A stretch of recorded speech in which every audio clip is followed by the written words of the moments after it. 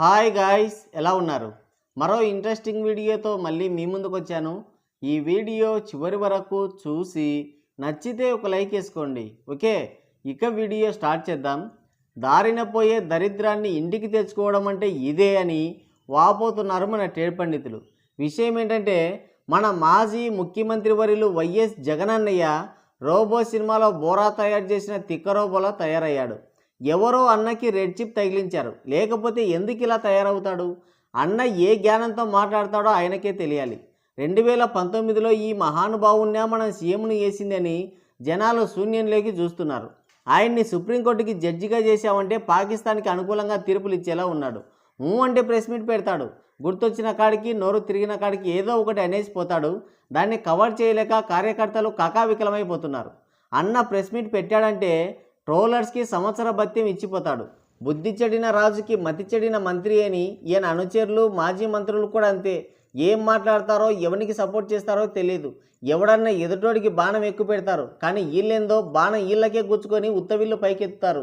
అసలు అప్పుడు ఈయనెట్ట సీఎం అయ్యాడో, ఇప్పుడు 40% ఓట్లు ఎలా పడ్డాయో అర్థం కావడం లేదు. అసలు వీళ్ళని 5 ఏళ్ళు భరించినందుకు ఆంధ్ర జనానికి ఇంటింటికి ₹1,00,00,000 నష్టపరిహారం ఇచ్చి ఆదుకోవాలి గవర్నమెంట్. ఇలా అన్న ఘనత గురించి తెల్లార్లు చెప్పిన తెగదులే. కానీ అసలు మ్యాటర్ ఏంటంటే, వైసీపీ నేత సీదిరి అప్పలరాజు కొడుకు ర్యాష్ డ్రైవింగ్ చేసి ఒక గొర్రెల కాపరిని చంపేశాడు. అప్పలరాజు సారు గ్యాంగ్ లీడర్ సినిమాని ఎన్నిసార్లు చూశారో తెలియదు. తన కొడుక్కి బదులుగా ఇంకొకరిని స్టేషన్లో లొంగిపోయేలా చేశాడు. అయితే ఇదే గ్యాంగ్ లీడర్ సినిమాని పోలీసులు కూడా చూశారు కాబట్టి ఆ లొంగిపోయినోన్ని, నాయనా చిరంజీవి, నీ త్యాగం వ్యర్థమైంది, చేసింది నువ్వు కాదు సీదిరి ఆరవ్ అని మాకు తెలుసు, కానీ ఆయన కోసం నువ్వు చేసిన త్యాగాన్ని వ్యర్థం చేయడం మాకు ఇష్టం లేదు. తప్పు చేసిన వాడిని సమర్థించడం, కాపాడాలని చూడడం కూడా నేరమే, కాబట్టి ఆరవ్తో పాటు నిన్ను కూడా లోపలికి నూకుతున్నామని ఏదో జగనన్నయ్యకి నోరు తిరగని సెక్షన్లన్నీ పెట్టి సీదిరి ఆరవ్ని, ఆ త్యాగశీలిని ఇద్దరిని లోపలేశారు ఏపీ పోలీసులు. ఈ విషయం మన జగనన్నయ్యకి తెలిసింది. ఎట్టా తెలిసిందో తెలీదు. ఇలాంటివంటే ఆయనకి చాలా ఇంట్రెస్ట్. అందుకే వెంటనే ఒక ప్రెస్ మీట్ పెట్టాడు. పాపం సీదిరి అప్పలరాజు అన్నయ్య తన కొడుకుని రక్షించడానికి తెల్లార్లు కష్టపడితే ఒక్క ప్రెస్ మీట్తో బెయిల్ రాకుండా ఇరికించి తాను ఇరుక్కున్నాడు జగనన్నయ్య. ఏమన్నాడో మీరు కూడా వినండి. సీదిరి అప్పలరాజు కొడుకు 18 ఏళ్ల పిల్లోడు. సీదిరి అప్పలరాజు డాక్టర్, పలాస ఎమ్మెల్యే, మంత్రి, ఫిషింగ్ మంత్రి మన ప్రభుత్వంలో. సీదిరి అప్పలరాజు కొడుకు 18 ఏళ్ల పిల్లోడు బైక్ తోలుతా ఉండి, కర్మవశాత్తు బైక్ తోలుతా ఉండి ఎవరిలో గుద్ది బైక్ తోలుతా ఉండి ఒక మనిషి చనిపోయాడు. యాక్సిడెంట్లు అవుతూ ఉంటాయి. చేసింది నేను కరెక్ట్ అని నేను చెప్పను, బట్ ఆ పిల్లోడు 18 ఏళ్ల పిల్లోడు బైక్ తోలుతా ఉండి ఆ పిల్లోడికి ఏం తెలుస్తుంది? ఒకసారి జరుగుతాయి. జరిగినప్పుడు నువ్వేం చేస్తా ఉన్నావు? ప్రభుత్వం ఏం చేసిందో తెలుసా? ఆ సీదిరి అప్పలరాజు కొడుకును మర్డర్ కేసులో హోమిసైడ్ సెక్షన్ పెట్టి ఇరికించాలని ప్రయత్నం చేసింది. నిజంగా ఈ ప్రభుత్వం మానవత్వం ఉందని అడుగుతా ఉన్నా. ఫిషింగ్ మంత్రి అంట, ఇదెప్పుడు పెట్టారు? జగనన్నయ్య పాలనలో మొత్తం ఇలాగే ఉండేది, ఎవరికి అర్థం కాకుండా జరిగిపోయేది. సర్లే, చూడండి ఎంత బాధపడుతున్నాడో. తన ఇంట్లో పిల్లవాడే చేసినంత బాధపడుతున్నాడు పాపం. 18 ఏళ్ల పిల్లోడికి ఏం తెలుస్తుంది? యాక్సిడెంట్లు జరుగుతుంటాయి. ఆ పిల్లోడు చేసిన పనికి సత్కరించి శాలువ కప్పి సప్పట్లు కొట్టాల్సింది పోయి అరెస్టు చేస్తారా అని బాధపడిపోయాడు. ఆయన సీఎం అవ్వడం కాదు, మనం చేద్దామన్నా కూడా అయ్యేట్టు లేడు ఇంకా. కాబట్టి అన్న ఈసారి పిఎం అయిపోయి రాజ్యాంగం మొత్తం తిరిగేసి మార్చేసి శిక్షలన్నీ రద్దు చేసి నేరాలు చేసే వాళ్ళకి న్యాయం చేయాలి. పాపం అందరూ తెలుసో తెలియక నేరాలు చేస్తుంటారు. కానీ ఈ క్షమాగుణం కలిగిన అన్నయ్యకి కోడికత్తీసిన విషయంలో పిల్లాడు అమాయకుడని గుర్తొచ్చుంటే బాగుండేది. ₹300 ఇస్తామంటే జెండా పట్టుకుని నిలబడిన వడ్డెర కుమార్ని గులకరాయి కేసు మోపి జైల్లో వేయించినప్పుడు ఈ మహామానవతావాది ఏమైపోయాడో మరి.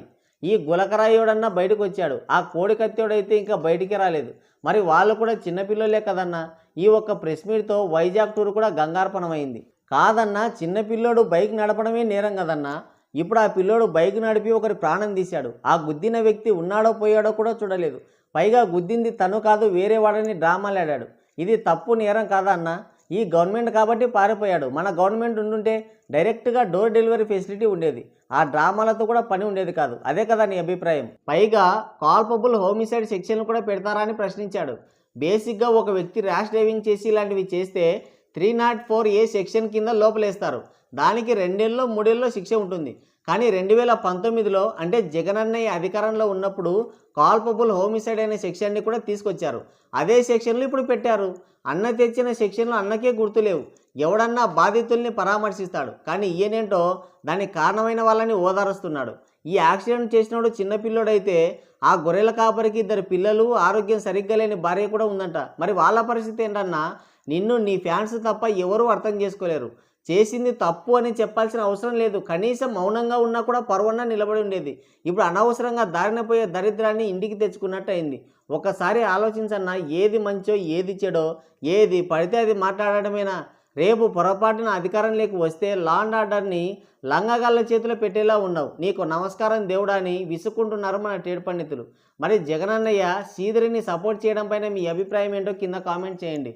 సో గైస్, ఇది వీడియో. మరో ఇంట్రెస్టింగ్ వీడియోతో మళ్ళీ కలుద్దాం. Thank you, take care, bye bye.